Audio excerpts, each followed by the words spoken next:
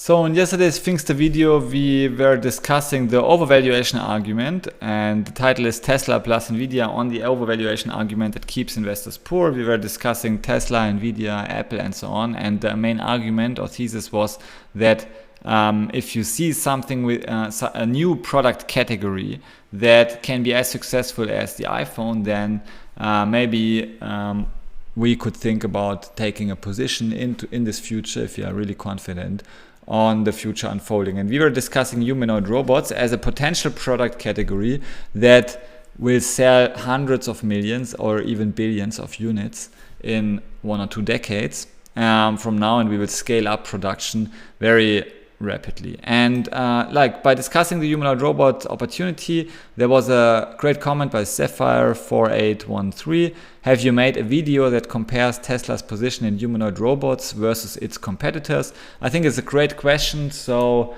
let's do some market analysis. So generally, we have humanoid robots are advancing rapidly thanks to improvements in AI, and not only AI, like AI hardware based on, say, NVIDIA chips or so that keep improving exponentially, but also the AI training costs, so the costs per flop, so to say, per computational operation keeps dropping every single year, so we can create larger and larger digital brains, and those brains are becoming more capable by the day. And if you plot the capabilities of AI models over time, you can see that all of them are rising, obviously, but many of them have already crossed the human threshold. So in, for instance, speech recognition or speech understanding and stuff, speech generation oftentimes is better.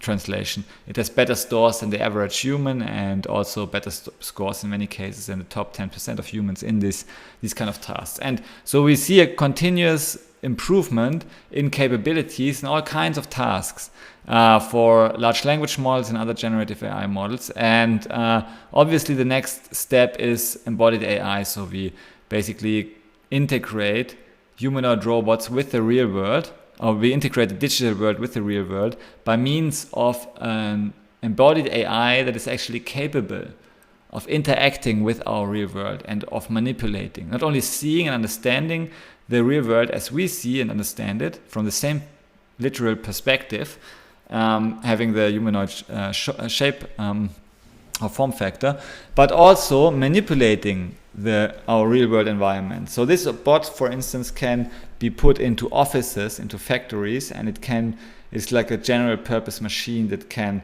manipulate the real world. And so we can basically create, manifest the digital world in the real world. And this is kind of the contrary idea of moving from the physical space into the digital space by means of staring into screens or having a virtual environment or so virtual glasses or virtual reality, augmented reality. All of these are ways for us to enter the digital realm. But humanoid robot is kind of the contrary idea. So we move the digital realm into the real world, and we can not only observe the real world from the digital space, but also manipulate the real world. And the costs, it's expected that the compound annual growth rate of this market is north of 70% per year. So it's obviously a huge growth opportunity if it really turns out as we expect. The production costs are dropping by about 40% per year.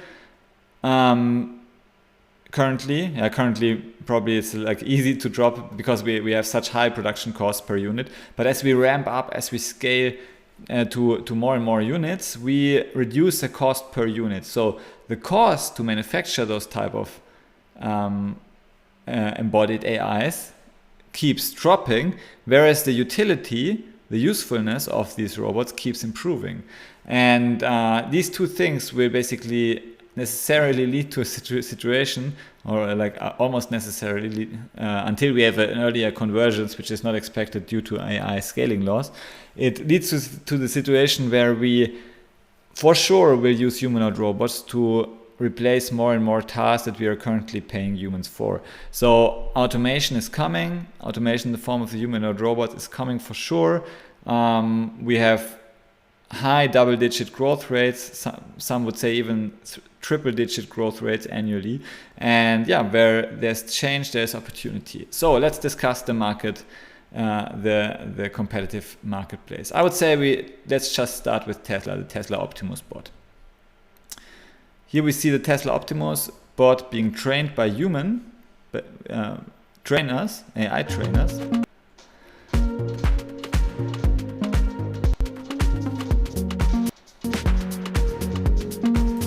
Turn off the volume.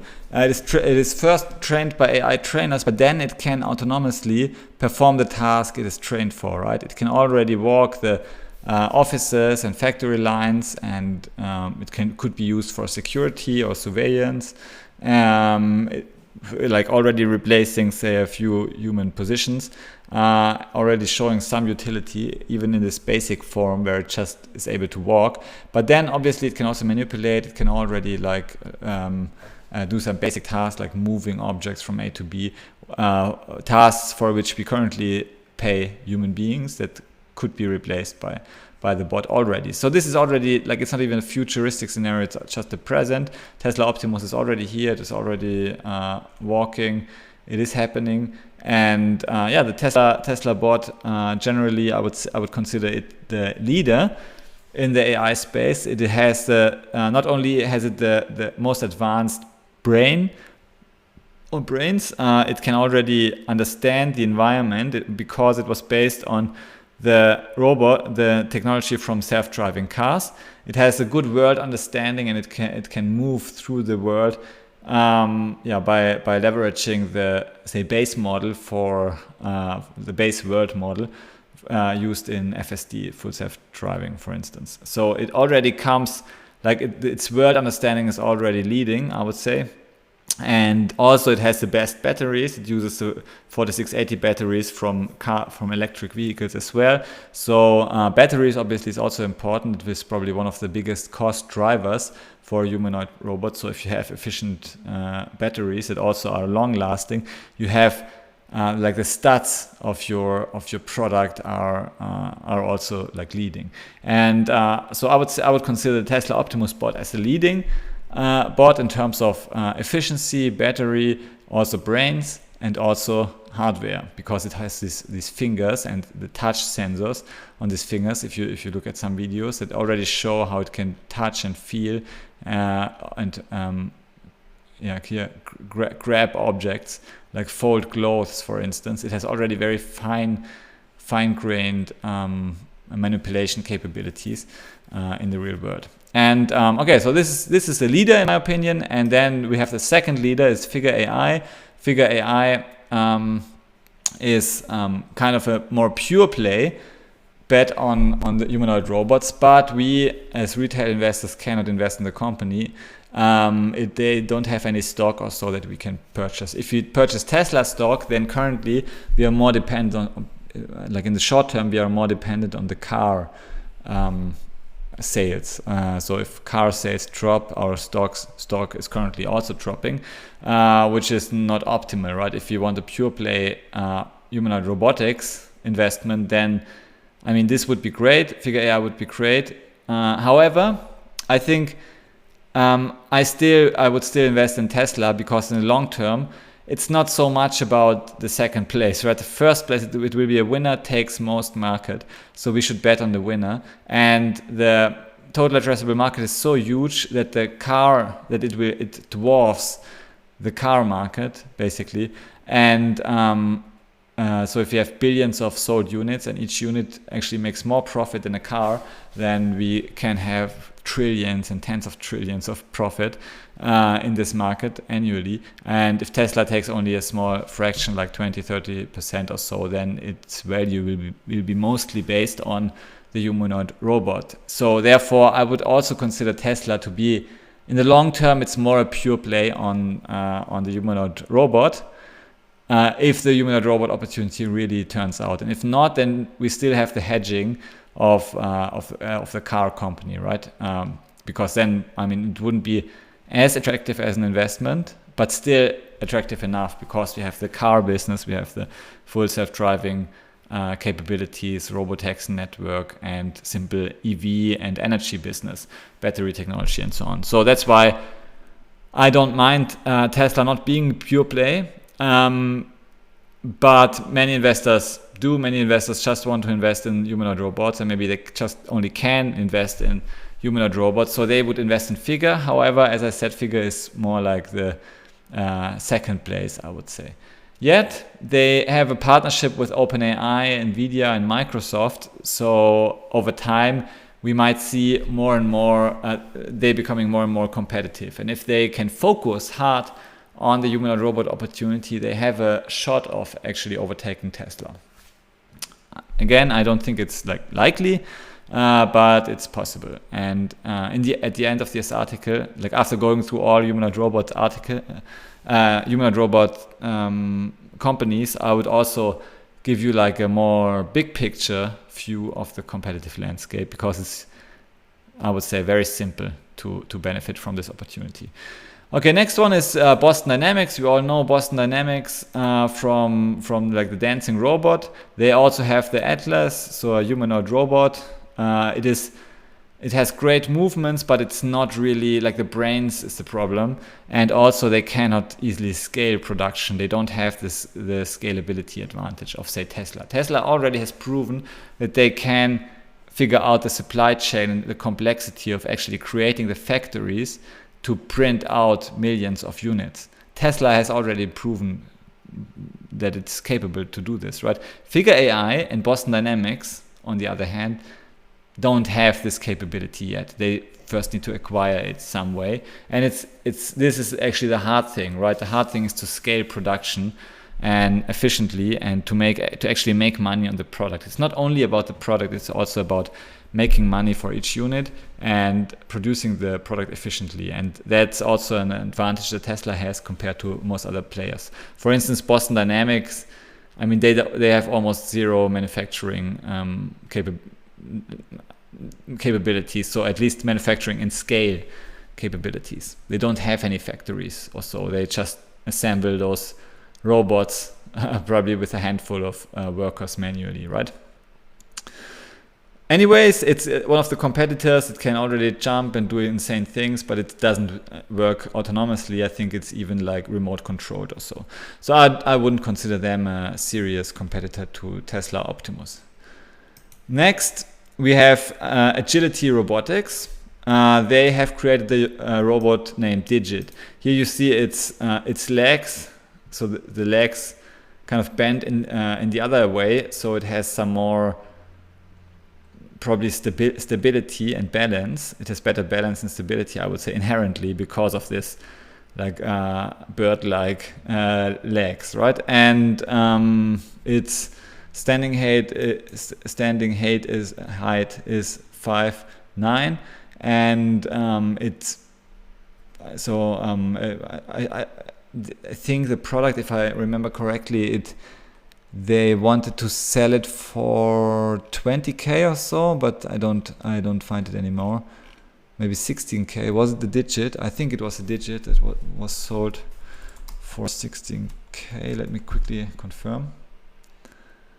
16k humanoid robot cost.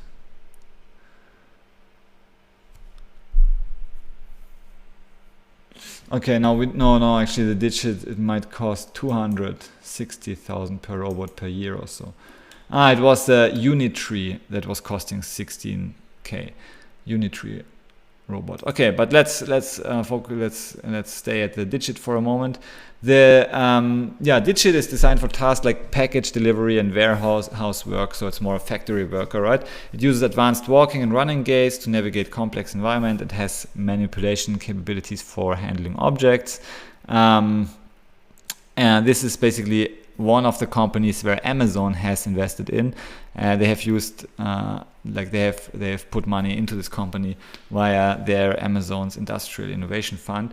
So it could become something. It's not so clear. We haven't seen that much from Digit yet, and obviously they are not the market leader. If you look at the products they currently have, by Digit, we can buy the Digit here. get a digit fleet, they either provide the robot as a service model where they give you like a subscription model to a fleet of one or more robots. And we obviously need to talk to the sales team because it depends on the buy a digit fleet. So we probably need to talk to the sales team. It's not, we cannot basically figure out the cost of the digit. Okay, this is definitely one of the competitors. Next one would be the Walker S from UBTech. UBTech has an investor relations website, so let's quickly check this out.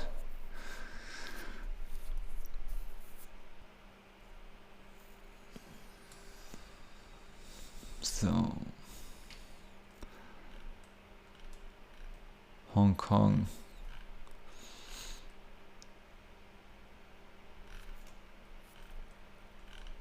Yeah, not sure if you can invest a stock price. Okay, there's a stock price. So UBTech has a stock price. They have currently 4 humanoid robots like Walker S, Walker X, Panda robot, and Walker, like the basic Walker. And this one already looks pretty. It is more designed for industrial applications as well, and it can already do tasks like quality inspections, assembly in automotive industry. It has advanced sensory systems, bipedal locomotion for navigating like these kind of environments, and it's like work in progress as well, right? But you can see it is currently, it needs here maybe you can see that it currently needs access to this special kind of hardware in the factory. So you cannot really deploy it, say, at home or so, because you would have to change your home environment in order to make this happen. This is basically currently not able to navigate the world completely autonomously. We need to adapt the environment so that it can really walk the environment. But I think China is definitely one of the major players in humanoid robots. They take this opportunity seriously, and they might create a couple of companies that will belong to the leaders in the space. So they definitely take this opportunity seriously. Next one is the Phoenix Sanctuary AI robot. So the great thing about Walker S, about UBTech, is that we can actually invest in the company stock. We can do some research, right, and check out whether this would be an opportunity for us. The other companies are more startups. Here also Sanctuary AI is a startup. It looks cool. General purpose robot. The idea is that it focuses on more general purpose tasks, so less specialized as the others, less focused on industrial use case. We can also use it for industrial use, but it's like the idea here is probably more to really put it into the homes of people. And I would say if we have not only the industrial use case but also the home use case, then we have 1 order or 2 orders of magnitude more units potentially to sell, right? Because we have like 8 billion people. If we can really sell the product, so business to customer, B2C, then we can sell 2 orders of magnitude more, right? Like in the smartphone market. It's also an order of magnitude more complex to create a real general purpose robot where we don't need to adjust the environment to fit to the robot, right? With the Walker S, for instance, previously from UBTech, we have seen that it basically needs the environment to be suitable for the robot. Whereas for more those general purpose systems, they could work in any environment. So they are more general purpose, and the value, the utility of them is obviously much higher then, but it's also like more a moonshot opportunity, right? So we have higher risk and higher gain. And this is a company, like a startup company, so we cannot really put our money into this to participate, right? Okay, so these are like the basic, I would say, competitors. Maybe one that I missed is the 16K unit tree robot. So, but the unit tree is also one of the So basically it doesn't matter, there's maybe one more Unitree, I don't think we can invest in them as well. But what I wanted to say is that most of those robots that are not Tesla bots actually use NVIDIA's Groot platform. Groot, Groot, General Robot 00 technology. It's an NVIDIA platform to build a foundational model for humanoid robots. And this model is then, we will look at the video in a minute. This model is then used by all these kind of companies, or most of those companies, to create a basic world understanding and to build upon those models. So most other companies are not really independent. They are dependent on NVIDIA, and NVIDIA provides the platform, the software necessary for those robots. So NVIDIA has a huge amount of control. And obviously NVIDIA will then make sure that hardware and so on is also NVIDIA based hardware. So that's why I would say the best kind of investment combination to benefit from the humanoid robots revolution is, and this is not investment advice, but this is just for myself, my current way to benefit from this revolution is really simple. It's invest in Tesla stock and NVIDIA stock, because if many of those, for many of those startups, they basically internally use Groot. So if they become successful, then Groot will become successful, and they also share the foundational platform. So I would say the foundational, from the platform argument perspective, NVIDIA's Groot is the leader. And all of them move together, right? Because if one of them learns something, the platform basically becomes better, and all of them become better. So it's a nice synergistic behavior, a typical platform play. And NVIDIA will not only benefit by providing the humanoid robots foundational model, it will also benefit by being able to train them and benefit from the training and inference. All of them will have NVIDIA hardware obviously in them, so NVIDIA is very simple, say, infrastructure play on the humanoid robots opportunity. And Tesla obviously is the leader in the Optimus space. So those two companies are likely to benefit from the humanoid robots, or benefit most from a risk-adjusted return, I should say. They are probably the best place we can have in the space as normal retail investors. Again, no investment advice, this is just my personal opinion. But let's have a look at the Groot platform.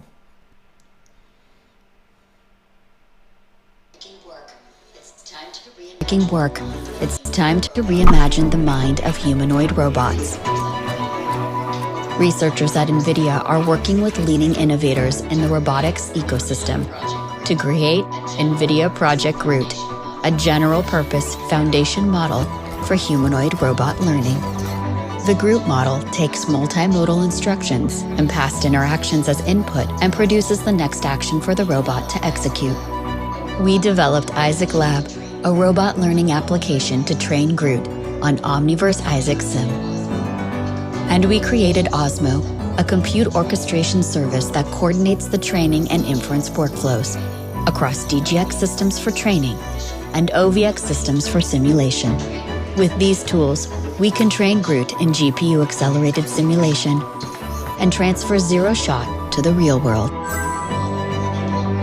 The Groot model will enable a robot to learn from a handful of human demonstrations. The robot could then help with everyday tasks, like cold pressing juice. And it's not just repeating the training data, it's recognizing its environment and predicting what to do next to achieve its goal. A robot powered by Groot can learn generalized skills like coordination and dexterity that can be applied to a variety of helpful tasks. And emulate human movement just by observing us. This is made possible with NVIDIA's technologies that can understand humans from videos, train models in simulation, and ultimately deploy them directly to physical robots. Connecting the Groot model to a large language model allows it to generate motions by following natural language instructions. Hi, GL1. Can you give me a high five? Sure thing. Let's high five. Can you give us some cool moves? Sure. Check this out. With Isaac Lab, Osmo, and Groot, we're providing the building blocks for the future of AI-powered robotics. Okay, so I think that's enough for today. As I said, I gave you a quick overview of the current humanoid robots players. I also gave you my opinion on how to play this simply and efficiently without like needing to contact startups or putting too much risk into like a small startup investment that probably will then also just burn your money and lose, because most startups I think eventually will fail in this space. And the simple approach would be probably to buy 50-50 Tesla NVIDIA stock. So if the humanoid robot opportunity unfolds as we expect with billions of units, we will benefit most likely from this via this simple approach. Again, this is not investment advice. I just keep repeating it. You need to do your own research. This is just how I am playing it. And obviously I don't put all my money into this 50-50 humanoid robots kind of bet. It's just my way of, like, the lazy way, so to say, to try to benefit from the growth in the space. And the growth in the space will be significant. I think we will see double or high double or even triple digit growth rates every single year for the next decade or so. Not necessarily in the stock price, probably not in the stock prices of NVIDIA and Tesla, but in the industry growth, or the sector growth. And obviously this will then turn into growth of the stock as well. If it turns out that the humanoid robot opportunity is real, which I think, then probably we will see growth of the stock as well, and the growth rate then wouldn't be as high. It would be maybe 20-30% or so per year, but still attractive. As I said, this is only my own opinion. It could be completely wrong, but this is how I'm playing it. Thanks for watching. If you like those type of videos, then give me a like and subscribe, and see you in the next video. Bye.